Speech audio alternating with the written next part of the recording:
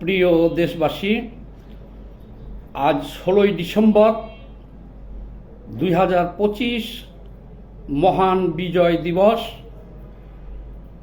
শুধু প্রিয় দেশবাসী না, বিশ্বের যে প্রান্তেই বাংলাদেশি ভাই বোনেরা আছেন প্রত্যেককে এই বিজয় দিবসের শুভেচ্ছা এবং পৃথিবীর সকল মুক্তিকামী নিপীড়িত মানুষকেও এই বিজয় দিবসের শুভেচ্ছা ও অভিনন্দন। 1971 সালের এই 16ই ডিসেম্বর রক্তক্ষয়ী ভয়াবহ এক যুদ্ধের মাধ্যমে বাংলাদেশের স্বাধীনতা সার্বভৌমত্ব আমরা পেয়েছি। দীর্ঘ 9 মাসের 30 লক্ষ শহীদ এবং 3 লক্ষ মা বোনের ইজ্জতের বিনিময়ে এবং 1-1.5 কোটি মানুষ ভারতে আশ্রয় নিয়েছিল শরণার্থী হিসেবে, আর আহত হয়েছিল কত, আর সারা দেশটা জ্বালিয়ে পুড়িয়ে একটা ধ্বংস স্তূপে পরিণত করেছিল পাকিস্তান হানাদার বাহিনী। আর তাদের সাথে যোগ দিয়েছিল বাংলাদেশের এই বর্তমান জামায়াতে ইসলাম নামক দলটির রাজাকার আল বদর আল শামসরা। তারা এদেশের মানুষের বিরুদ্ধে পাকিস্তানি হানাদারদের পক্ষে অস্ত্র ধরে সশস্ত্র লড়াই করেছিল। সেই ক্ষেত্রে পাকিস্তানি হানাদার বাহিনীর অপরাধ যতটুকু, আমি মনে করি যে বাংলাদেশে যারা রাজাকার আল বদর আল শামস ছিল তাদের অপরাধ আরও একটু বেশি। কারণ কার ঘরে সুন্দরী মেয়ে আছে, কোন বাড়িতে মুক্তিযোদ্ধারা আছে, কারা মুক্তিযুদ্ধ সমর্থন করে, এই সমস্ত ঠিকানা এই রাজাকার আল বদররাই দিয়েছিল।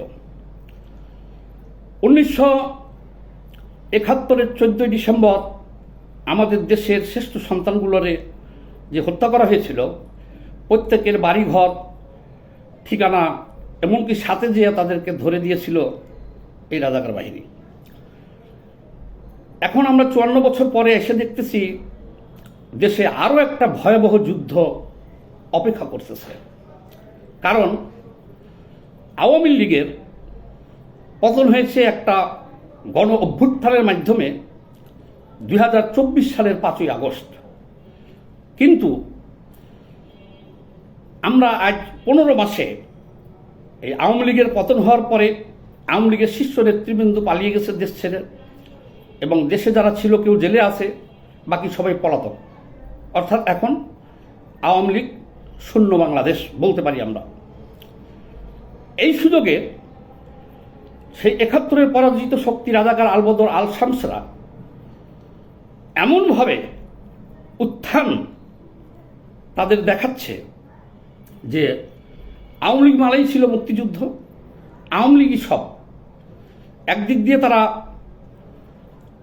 এখন যেটা প্রমাণ করতে চাচ্ছে যে আওয়ামী লীগ মুক্ত বাংলাদেশ মানেই পাকিস্তান হয়ে গেছি আমরা। তারা এখন বলতে চাচ্ছে ঘুরে ফিরে যে 1971 সালে যুদ্ধ হয়েছিল ভারত আর পাকিস্তান। পূর্ব পাকিস্তান পশ্চিম পাকিস্তান আমরা ভাই ভাই ছিলাম। ভারত ষড়যন্ত্র করে বদমাইশ মুজিবরে দিয়া, এ কথাটা তারাই উচ্চারণ করেছে, আমি উচ্চারণ করতে চাই নাই। বঙ্গবন্ধু শেখ মুজিবুর রহমানকে তারা বলতেছে বদমাইশ, ভারতের চর। তারা দেশটাকে 2 ভাগ করে দিয়েছিল, এবং তারা এরাও বলতেছে যে 54 বছর ধরে বহুত আমাদেরকে রাজাকার বলেছে, এখন আর বলার সময় নাই। অর্থাৎ তারা তাদের অনলাইন যোদ্ধাদের দিয়ে এমনে সামনে ঘুরাইয়া ফিরাইয়া মুক্তিযুদ্ধকে তারা চরমভাবে বিকৃত করতেছে। একদিক দিয়ে তারা তাদের লোকজনদের দিয়ে বলেতেছে যে মুক্তিযুদ্ধ ছিল ভুল, অপরাধ, আমরা সঠিক ছিলাম। এবং আসলে জামায়াত ইসলাম তাদের সেই নীতি আদর্শ থেকে সরে আসে নাই, সেই গণহত্যার জন্য ক্ষমা চায় নাই, কিন্তু তারা কৌশল অবলম্বন করেছে। মুখে বলতেছে মুক্তিযুদ্ধের কথা 2-1 শীর্ষ পর্যায়ের নেতা, আর তাদের নিচের লেভেলের সবাইকে লাগিয়ে দিয়েছে যে এটা এখন পাকিস্তান হয়ে গেছে এবং তারা যত ধরনের অপমান করা যায় মুক্তিযুদ্ধকে তারা করতেছে। কিন্তু এখন আমরা দেখতেছি পিঠ দেওয়ালে ঠেকে গেছে। এখন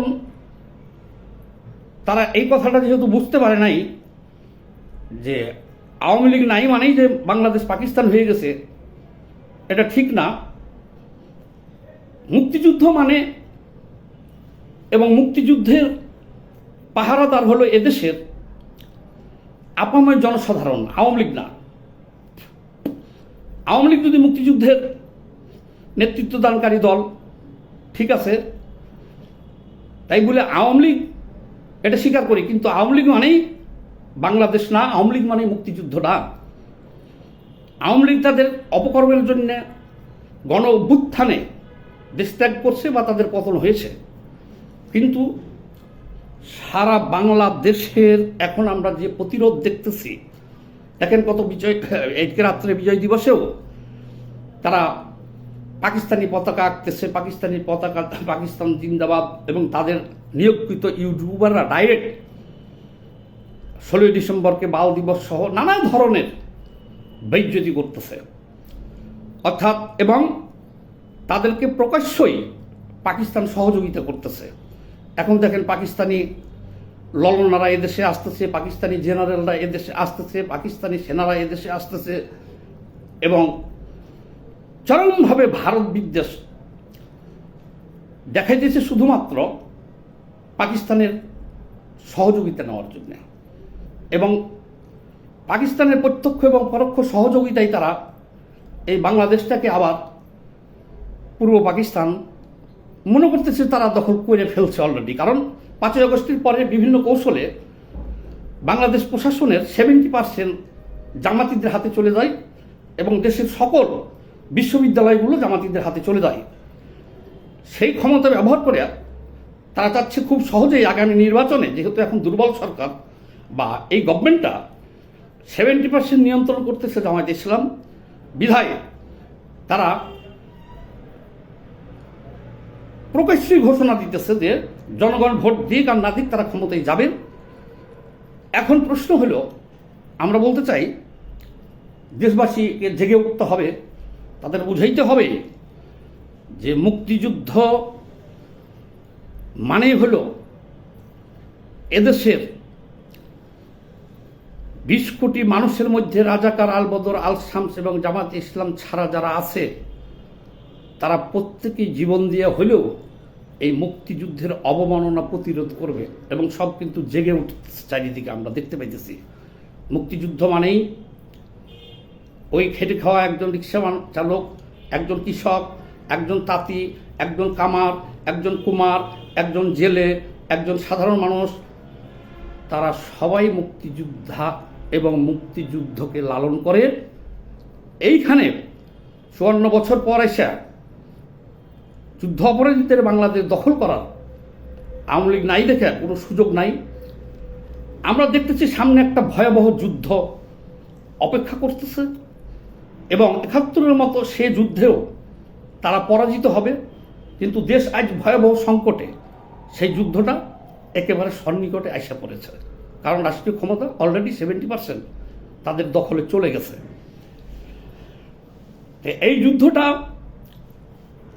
স্বাধীনতা মানে এদেশের এই শীতের সকালে ঘাসের উপরে পড়ে থাকা এক ফোঁটা শিশির বিন্দু।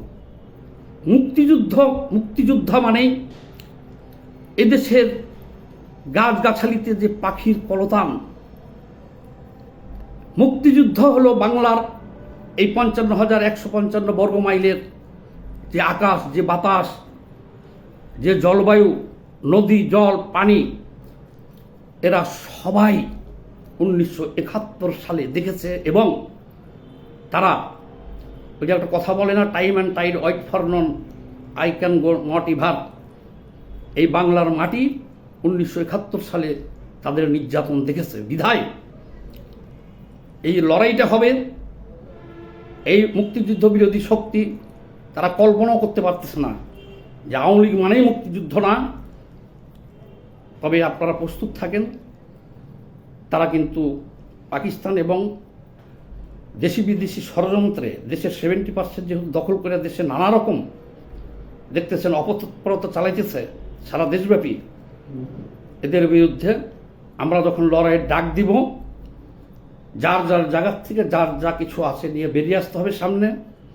নির্বাচন হবে না ঠিক মতো, এই নির্বাচনে যদি তারা এই রাজাকার আলবদর আল শামসরা ক্ষমতায় যাওয়ার সব পথ কিন্তু তারা তৈরি করে রাখছে, এদের প্রতিরোধ করতে হবে এবং এই যুদ্ধটা হবে ভয়াবহ যুদ্ধ। 54 বছর থেকে অমীমাংসিত সে বিষয়গুলো মীমাংসিত হবে। বাংলাদেশে শুধুমাত্র যারা মুক্তিযুদ্ধকে লালন করে, মুক্তিযুদ্ধের সপক্ষের শক্তি, যারা স্বীকার করে যে 30 লক্ষ শহীদের বিনিময়ে 3 লক্ষ মা বোনের ইজ্জতের বিনিময়ে একটা মানচিত্র পেয়েছি, একটা পতাকা পেয়েছি, আমরা একটা জাতীয় সঙ্গীত পেয়েছি, সারা বিশ্বের বুকে স্বাধীন বাংলাদেশ মাথা তুলে আমরা দাঁড়াইতে পেরেছি, শুধু তারাই বাংলাদেশে বসবাস করবে। আর যারা 71কে গণ্ডগোল বলবে, যারা ভারতের ষড়যন্ত্র বলবে, যারা ভাইয়ে ভাইয়ে ভাগ হয়ে গেছি, ভাগ করে দিছে ভারত, এগুলো অর্থাৎ যারা মুক্তিযুদ্ধের বিরোধী শক্তি এখন 54 বছর পরে এসে রাষ্ট্রীয় ক্ষমতা দখল করতে চায় পাকিস্তানের সহায়তায়, এই লড়াইটা হবে তাদের বিরুদ্ধে এবং খুব দ্রুত পিঠ দেওয়ালে ঠেকে গেছে। আওয়ামী লীগ মানে মুক্তিযুদ্ধ না, সময় আসতেছে, আপনারা প্রস্তুত থাকেন, আমরা ডাক দিব। এবার আবার ওই 71-এর পরাজিত শক্তিকে পরাজিত করিয়া আমরা 71-এর পরাজিত শক্তিকে পরাজিত করিয়া আমরা এবার ডিসাইড করব যে বাংলাদেশে কোনো স্বাধীনতা বিরোধী কেউ থাকতে পারবে না। সবাই এই ভিডিওটা একটু বেশি বেশি করে শেয়ার দিয়ে দেন। সবাই ভালো থাকবেন। বিজয় দিবসের অভিনন্দন।